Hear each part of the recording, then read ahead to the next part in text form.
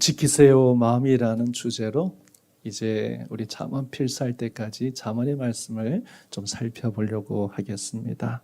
첫 번째는요, 마음을 지키세요 라는 주제로 여러분께 말씀을 나누길 원합니다. 여러분, 우리가 살아가면서요, 사소한 게 있고, 그리고 정말 꼭 이것은 내가 꼭 지켜야 되는 것이 있습니다. 그런데 어리석은 사람들은요, 이 둘을 구분할 줄 모르거나 아니면 반대로 사소한 것은 목숨을 걸고 지키고, 그리고 정말 지켜야 할 것은 사소하게 여기는 사람을 가리켜서 우리는 어리석은 사람이다, 이렇게 표현합니다. 여러분, 우리가 보면 창세기에 보면 창세기에서 태어나면서요, 장자의 복을 가지고 태어난 사람이 있습니다. 그런데 에서는요, 그 장자의 축복을 끝까지 지켜야 되고 장자의 위치를 지켜야 되는데, 근데 에서는 그걸 팥줄 한 그릇에 자기의 동생 야곱에게 팔아먹었습니다. 성경에서요, 내가 죽게 되었는데 장자가 무슨 의미가 있느냐며 팥죽 한 그릇에 장자의 그 권리를, 축복을 팔아먹고, 나중에 장자의 복이 얼마나 큰가를 깨닫고 나서 그 영적인 가치를 깨닫고 울고불고 매달렸지만 결국 그것을 찾지 못했습니다. 여러분, 이스라엘 백성들이요, 애굽에서 열재앙을 통해서 배운 건 하나님이 얼마나 위대하신 하나님인가 하는 것입니다. 그리고 홍해를 지나고 시내산에 나와서 하나님의 강림하심을 직접 눈으로 보았습니다. 그런데요, 모세가 십계명을 받으러 간 시내산에 올라간 40일 동안 그들은 하나님의 영광을 잊어버리고 송아지를 우상을 만들고, 이 우상이 우리를 애굽에서 인도해낸 신이라고 그렇게 하나님의 가치를 떨어뜨렸습니다. 죄송합니다. 이것을 로마서 1장 23절에 보면요, 그런 섞지 않는 하나님의 영광을 썩없어질 사람이나 새나 네발 짐승이나 기어다니는 동물의 형상으로 바꿔 놓았다, 이렇게 이야기했습니다. 하나님의 영광을 봤어도, 그리고 타고나면서 장자의 특권을 가졌어도 그것을 소홀히 여기면 잊어버릴 수 있다는 겁니다. 여러분, 우리가 세상 이 풍파 속에 살아가면서요, 무엇이 귀하고 뭐가 지켜야 될 가치가 있는지 잊어버리고 정말 하나님이 내게 주신 고귀한 것들을 세상 물결에 다 휩쓸려서 그렇게 버리고 살아갈 때가 있습니다. 그래서 어떨 때는 사소한 것이 정말 가치 없는 것에 저희들이 끝까지 매달리고 그거 위해서 평생 살다가 나중에 손에 쥔 거 없이 죽게 되는 인생이 될 수 있다는 겁니다. 그런데 지혜로운 사람은 어떤 사람입니까? 내가 지켜야 할 것을 끝까지 지키는 사람입니다. 그래서 제일 먼저 잠언에서 지켜야 할 것이 무엇이냐? 마음이라는 겁니다. 오늘 본문 23절에 보면요, 모든 지킬 만한 것 중에 더욱 내 마음을 지키라. 생명의 근원이 이에서 남이라, 이렇게 이야기하고 있습니다. 여러분들, 잠언은 우리가 지금 필사하고 있는데요, 31장으로 되어 있습니다. 근데 잠언 31장 중에요, 여러분들, 마음이라는 말이 무려 95번 이상이 나옵니다. 잠언이 31장인데 여러분들, 마음이 95번 나온다는 이야기는요, 각 장에 적어도 3번 이상의 마음이란 단어가 계속 나타나고 있다는 겁니다. 그래서 지혜 성경인 잠언에서요, 가장 중요한 것은 무엇이냐면 마음이라는 겁니다. 여러분들, 제가 마음이라는 것을 깊게 체험한 것은 성경의 말씀이었습니다. 제가 12살 때 아르헨티나 이민 갔을 때, 승대야, 하나님께서 저에게 기도하는 건데, 승대야, 마음을 강하게 하라, 두려워하지 말라, 내가 너와 함께 한다는 하나님의 말씀이었습니다. 제가 백혈병에 걸렸을 때도요, 똑같았습니다. 승대야, 마음을 강하게 하라, 담대하라, 내가 너와 함께 하겠다는 하나님의 말씀이었습니다. 미국 동부에서 서부로, 서부에서 홍콩으로 옮길 때요, 그때 그 두려움 가운데 있을 때 하나님께 주시는 마음은 똑같습니다. 성대야, 마음을 강하게 하라, 두려워 말라, 내가 너와 함께 하겠다는 말씀이었습니다. 제가 12살 때 들은 그 말씀이요, 50이 넘어서도 그 말씀이 변함없이 떠오르게 하는 것이 하나님께서 계속해서 저에게 이 마음을 강하게 하라, 내가 너와 함께 하겠다, 두려워하지 말라, 이 말씀이었습니다. 그런데 제가 이 말씀이 언제 가장 실감이 났냐면요, 백혈병에 걸렸을 때였습니다. 죽음 앞에 서 있을 때였습니다. 여러 가지 복잡한 생각을 가지고 미래에 대한 두려움이 있을 때 제 가슴이 정말 두려움에 꽉 차 있는 시간이 있었습니다. 그때마다요, 하나님께서 저에게 주시는 말씀은 너는 마음을 강하게 하라, 두려워하지 말라, 내가 너와 함께 한다는 것이었습니다.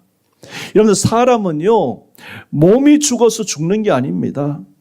사람은 몸이 죽기 전에 마음이 먼저 죽는다는 것입니다. 이 사실을 알 수 있는 것이 사무엘서에 나오는 나발의 이야기입니다. 우리가 아는 대로요, 나발은요, 엄청난 부자였습니다.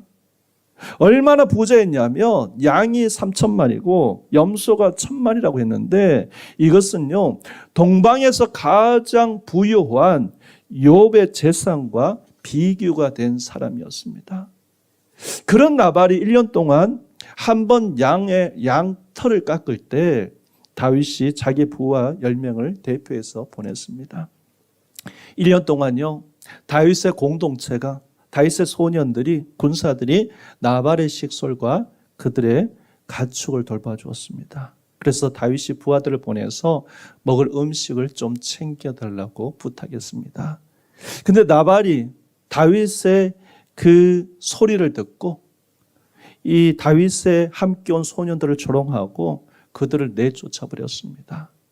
다윗이 그 소식을 듣고 자존심에 큰 상처를 입은 다윗이 나발을 죽이려고 했습니다. 여기까지는 여러분도 저도 너무나 잘 아는 내용입니다. 그런데 하나님이요, 다윗을 조롱한 나발을 심판하셨는데, 하나님이 나발을 어떻게 심판하셨냐면 나발이 죽는 장면을 자세하게 소개했습니다. 열흘 후에 38절에 보면, 열흘 후에 여호와께서 나발을 치시니 그가 죽으니라. 그게 사무엘상 25장 38절의 말씀입니다. 그런데 나발이 죽기 전에요, 그 앞절에 37절에 어떻게 얘기하면 아주 특별하게 기사를 기록하고 있는데, 아침에 나발이 포도주가 깬 후에 그 아내가 그에게 이를 말하며 그가 낙담하여 몸이 돌과 같이 되었다고 이야기하고 있습니다. 그리고 38절에 열흘 후에 죽었다고 이야기하고 있습니다. 여기 낙담이란 말이요, 낙심이란 말이 마음이 죽었다는 말입니다. 다시 말했어요, 나발은 몸이 죽기 전에 이미 마음이 먼저 죽었다는 것입니다. 여러분들, 마음이 죽는다, 낙심이란 말은요, 참 무서운 말입니다. 낙심은, 낙담하다, 낙심은요, 심리적인 현상이 아니라 낙심은 영적인 현상이라는 겁니다. 그래서 낙심하면 죽는다는 것입니다. 아무리 신앙 좋은 사람도 낙심하면 죽는다는 겁니다. 마음이 죽으면요, 우리는 아무것도 할 수가 없다는 겁니다. 여러분, 그러나 반대로 하나님을 사랑한 사람은요, 낙심해도 다시 일어날 수 있다는 겁니다. 여러분들, 예수님이 누가복음 18장 1절에 기도하는 사람에게 기도에 대해서 말씀하시면서요, 항상 기도하고 낙심하지 말아야 할 것을 비유로 말씀하셨다고 이야기하고 있습니다. 이것은요, 기도하는 사람들의 가장 큰 적이 무엇이냐면 낙심이라는 겁니다. 그래서 기도할 때 낙심하지 말라고 예수님께서 말씀하셨다는 겁니다. 사도 바울도 갈라디아서에 보면 우리가 선을 행하되 낙심하지 말지니 때가 되면 거두리라고 했습니다. 여러분들 신앙생활에서 우리 신앙생활의 어떻게 보면 적은요, 밖에 있는 게 아닙니다. 신앙생활의 적은 내 안에 있는 낙심이라는 겁니다. 기도 생활의 적도 내 안에 속에 있는 낙심, 낭망하는 것. 선행을 하는 사람도 그 사람들의 적도 내 안에 다 내 마음 속에 있다는 겁니다. 그것이 무엇이냐면 내 마음이 죽는 것, 낭망하는, 낙심하는 것입니다. 여러분들 우리 신앙이 강하면 강할수록요, 적은 외부가 아니라 내부입니다. 그것도 내 마음에 있습니다. 그게 바로 낙심이라는 겁니다. 그런데 성경의 인물 중에 유일하게 하나님의 마음에 합한 자로 평가받은 사람이 다윗입니다. 그런데 그런 다윗도요, 낙심할 때가 있었습니다. 다윗이 가장 낙심할 때가 언제였냐면 사무엘상 30장에 아말렉 군사가 쳐들어와서 시글락을 다 불태워버렸습니다. 그리고 아이들과 부인들을 다 잡아가 버렸습니다. 다윗이 시글락에 정말 불의 잿더미가 된 것을 보고서요, 너무 많이 울어서 울 힘이 없다고 이야기했습니다. 그때 믿고 의지했던 부하들이 다윗을 돌로 치려고 했을 때였습니다. 여러분들 이건 다윗에게요, 엄청난 위기에 빠졌을 때였습니다. 그럴 때 다윗이요, 큰 낙심을 했습니다. 낙심했어요. 근데 다윗이 낙심으로 끝나지 않고 성경은요, 다윗은 하나님 여호와의 힘을 믿고 용기를 얻었다고 이야기하고 있습니다. 이 말은요, 그가 낙심 중에서도 하나님을 기억하고 하나님을 바라보았다는 말입니다. 다윗의 마음은요, 잿더미 속에서라도 하나님이 함께 하시면 나는 이 잿더미 속에서 일어날 수 있다는 소망을 가졌다는 겁니다. 내가 하나님이 함께 하시면 폭풍 가운데 나는 걸어갈 수 있다. 내가 하나님이 함께 하시면 땅꽃 깊은 곳에서 떨어져도 다시 일어날 수 있다. 하나님이 함께 하시면 내가 지금 시글락에 다 불타고 포로로 다 잡혀가고 그렇게 하더라도 다시 일어나고 회복할 수 있다는, 이게 다윗의 신앙이었다는 겁니다. 여러분들, 저와 여러분들이요, 이 세상을 살아가면서 나는 낙심하지 않는다라고 여러분들 어느 누가 자신 있게 말할 수 있겠습니까? 그러나 그때마다 기억하시기 바라겠습니다. 하나님이 함께 하시면 일어나는 줄 믿습니다. 그래서요, 하나님이 하시는 말씀이 성경에 보면 두려워하지 말라, 놀라지 말라.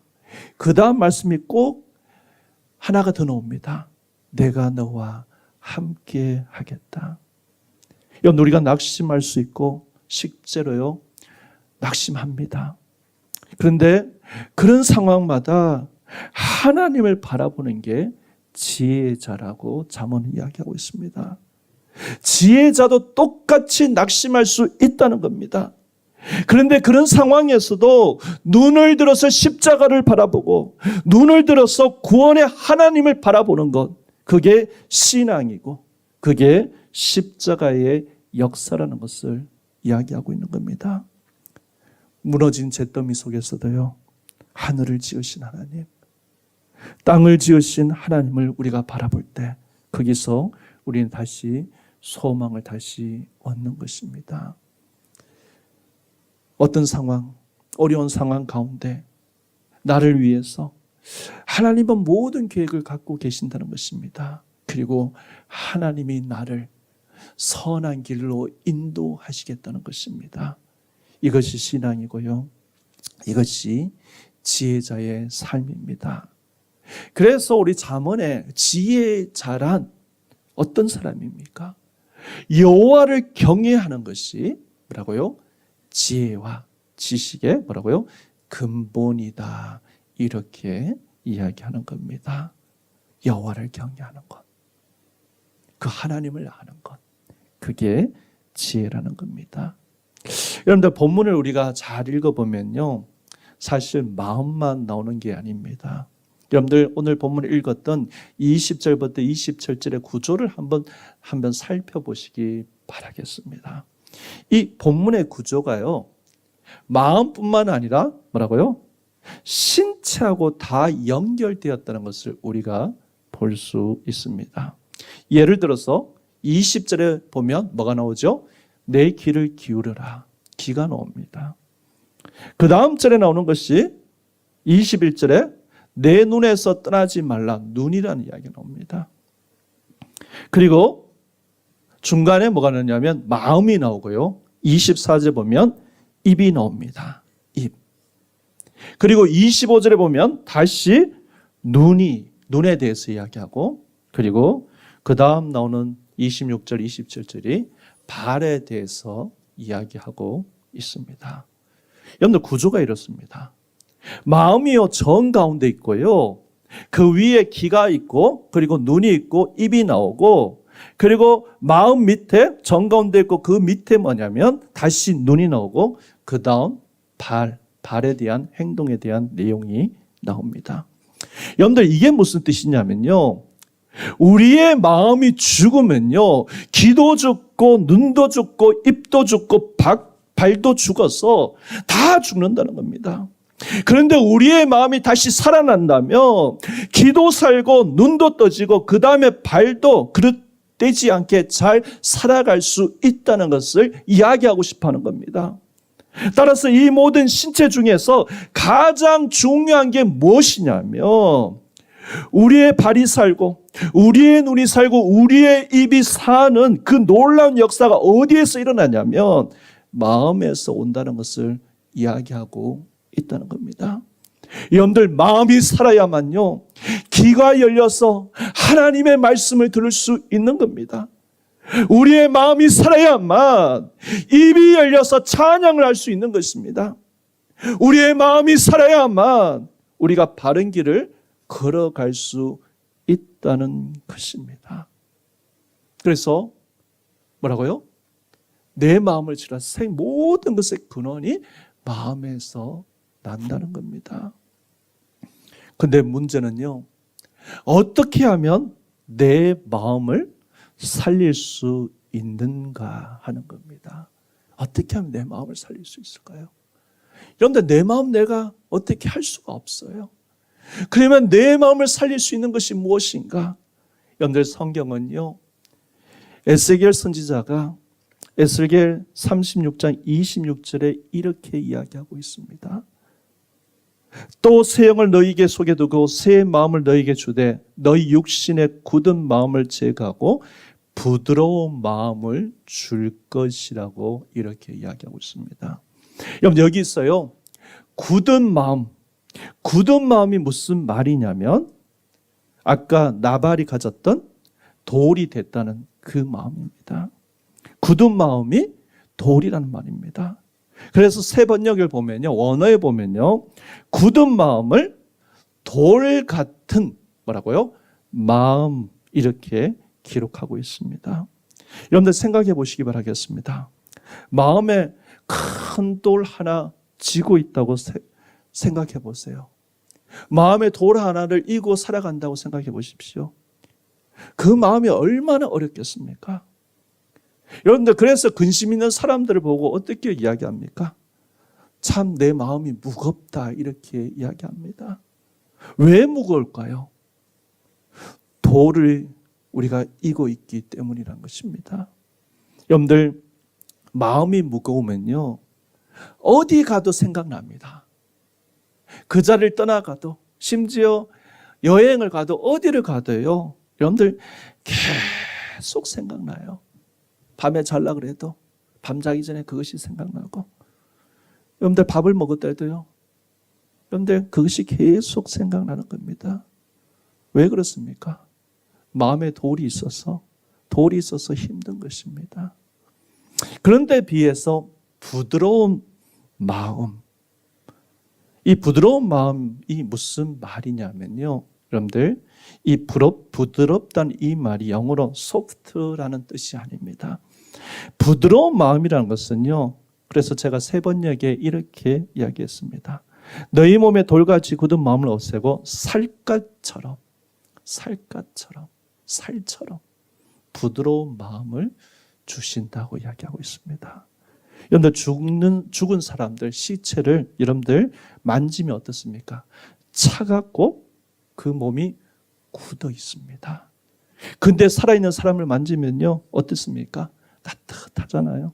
아이 손 같이요, 여러분들, 따뜻하고 살아있는 마음이 그렇다는 겁니다.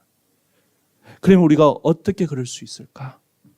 어떻게 따뜻한 마음, 살갗처럼 부드러운 마음을 우리가 가질 수 있을까? 그 다음 절에요, 에스겔이 이렇게 이야기합니다. 또 내 영을 내 속에 두어. 26절에도 똑같이 이야기하고 있습니다.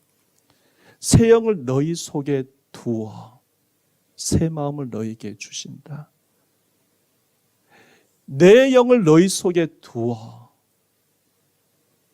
돌이 아니라 살아있는 사람의 마음 같은 그런 마음을 가질 수 있느냐? 이것은요, 성령이 너희 속에 들어갈 때 가능하다는 겁니다. 성령이 들어오셔서 우리 눈을 열어서 진리를 보게 하시고, 우리의 귀를 열어서 성령님께서 진리를 듣게 하시고, 우리의 마음을 열어서 예수님이 누군가를 알게 하십니다. 그리고 우리가 믿는 하나님이 얼마나 위대하신 하나님이신가를 우리에게 이야기하고 있다는 겁니다. 그래서 성령님이 우리에게 오신 것입니다. 우리의 하나님께서 말씀을 통해서 진리를 가르쳐 주시고, 낙심하고 좌절되고 죄 속에서 죽어야 될 우리에게 성령님이 찾아오셔서 하시는 말씀이, 너는 낙심할 존재가 아니다. 너는 죄에 빠질 존재가 아니다. 그러시면서 내가 너와 함께 하신다고 성령께서 우리에게 가르쳐 주신다는 것입니다. 여러분들, 재미있는 것은요, 오늘 본문에 가장 중요한 23절에 어떻게 이야기하고 있습니다. 무릇 지킬 만한 것 중에 더욱 내 마음을 지키라. 뭐라고요? 그 다음 말이 뭐냐면 생명의 근원이 여기에서 난다고 이야기하고 있습니다. 여러분들, 돌로 변한 마음 속에는요, 물이 없습니다. 그런데 부드러운 마음 속에서는요, 생명의 근원처럼 물이 흘러간다는 겁니다. 여러분들, 땅을 한번 생각해 보시기 바라겠습니다. 물 없이요, 이런 물 없이 제대로 된 땅이 될 수가 없습니다. 물도 없으면요, 그 땅은 딱딱해서 메말라서 돌처럼 변한다는 겁니다.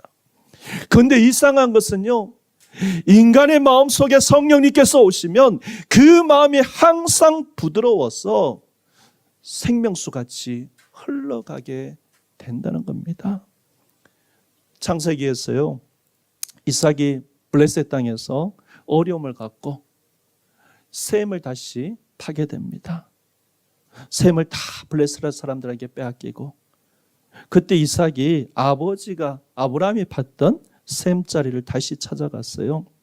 아버지가 팠던 그 셈자리를 블레셋 사람이 거기에다 돌 넣고 흙 넣어서 다 메꿔버렸습니다. 그런데 이삭이 그 자리에 돌아가서 그 돌을 다 드러내고, 그리고 흙으로 다 메꿔버린 것을 다 퍼내서 다시 셈이 솟아나서, 그래서 이삭이 농사로 성공했습니다. 내 가슴 속에 하나님의 셈을 막아버린 죄악들이 있습니까? 내 가슴 속에 더러운 죄와 더러운 것들이 성령의 역사를 막고 있습니까? 그러니까 내 마음에 힘이 없는 것입니다. 그러니까요, 신앙생활도 의욕이 생기지 않는 것입니다. 손도 발도 눈도 하나님의 역사가 보이지 않는 것입니다. 우리가 마음을 지킬 수 있는 것은 성령님께서 내 가슴 속에 있는 돌들을 다 드러내시고, 성령님께서 내 가슴 속에 있는 막혀있는 것을 환하게 뚫어주실 때 성령의 샘이 흘러내린 역사가 있다는 것입니다. 이게 신앙입니다. 따라서요, 성령님이 우리 가슴을 지배할 때, 성령님께서 우리의 마음을 지배할 때 그게 놀라운 성령의 역사가 일어난다는 겁니다. 오늘 우리 여름에 정말 많은 우리 성도님들이 해외에 계시고 가족들도 해외에 계시는 분이 많습니다. 정말 우리 이 뜨거운 여름 걸어가면서 정말 지혜로운 사람, 잠언의 지혜를 우리가 계속해서 필사하고 있습니다. 정말 지혜서를 통해서 하나님의 지혜가 임하는 축복이 있기를 바랍니다. 그런데 여러분들, 내 마음 나도 어떻게 못합니다. 그게 사람의 본 모습 아니겠습니까? 내 마음 내가 어떻게 못하는데, 근데요, 우리가 그 마음을 새롭게 하고 부드럽게 살같이 할 수 있는 것은 오직 성령님이십니다. 성령님께서, 하나님께서 나를 붙잡아 주셔서 내 속에 있는 모든 것을 제거해 주시고 우리 가슴에 성령님이 충만히 임재하실 때 정말 내 마음에 낙심이 아니라 기쁨과 내 마음의 소망이 하나님께서로 채워주신다는 것입니다. 오늘 우리가 계속해서 지혜의 잠언을 읽고 걸어가시는 모든 우리 성도님들, 그 삶과 하나님의 말씀으로 글로 묵상하며 걸어가는 우리 모든 성도님들 가운데 글씨로만 필사하는 것이 아니라 그 필사되는 내용 속에서 성령님께서 함께해 주셔서 성령님께서 충만히 임재하셔서 정말 우리의 마음을, 생명의 근원이 된 우리의 마음을 새롭게 하고 살갗처럼 새롭게 그곳에서 하나님의 은혜와 하나님의 축복이 가득한, 소망이 가득한 그러한 마음으로 변화시키고 회복시키시는 그런 역사가 우리 모든 성도님들, 잠언을 필사하시는 모든 성도님들, 우리 예배 드리시는 모든 성도님들 가운데 함께 하시길 소망합니다.